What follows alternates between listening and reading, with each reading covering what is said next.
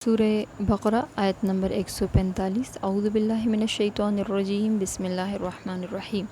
وَلَئِنْ اور اگر آتیتا آپ صلی اللہ علیہ وآلہ وسلم لائیں الذین جنہیں اوت الکتاب دی گئی کتاب، یا ہم اس طرح بھی پڑھ سکتے ہیں اہل کتاب، بکل تمام آیتن نشانیاں، ما تبعو نہیں وہ پیروی کریں گے، قبلتا آپ صلی اللہ علیہ وسلم کی قبلہ کی، وما اور نہ آتا آپ صلی اللہ علیہ وآلہ وسلم بتابعن پیروی کرنے والے ہیں، قبلتہم ان کے قبلے کی، وما اور نہیں بعضہم ان میں سے کوئی بتابعن پیروی کرنے والا قبلتن قبلہ بعض کی، وَلَئِنْ اور اگر اتبعت آپ صلی اللہ علیہ وآلہ وسلم نے پیروی کی، اہواءہم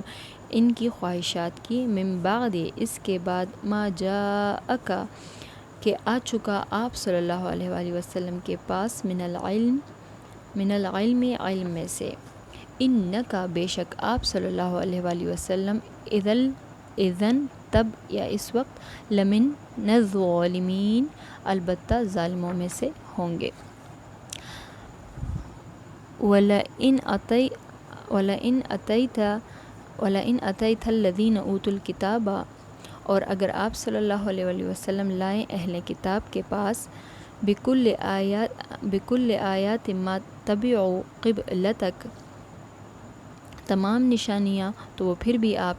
کے قبلے کی پیروی نہیں کریں گے، وما آنت بتابع قبلتہم اور نہ آپ صلی اللہ علیہ وسلم ان کے قبلے کی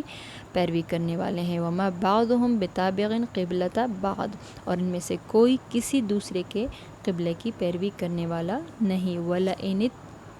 اتَّبَعْتَ أَهْوَاءَهُم مِّن بَعْدِ ما جاءک من العلم اور اگر آپ صلی اللہ علیہ وسلم نے ان کی خواہشات کی پیروی کی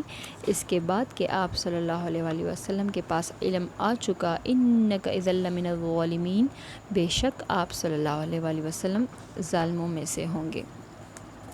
یہودیوں کی سرکشی کا بیان ہو رہا ہے کہ اگر آپ صلی اللہ علیہ وسلم ان کے پاس ساری دلیلیں بھی لے آئیں، یہ پھر بھی پیروی نہیں کریں گے اس قبلے کی، اور نہ آپ صلی اللہ علیہ وسلم ان کی پیروی کریں،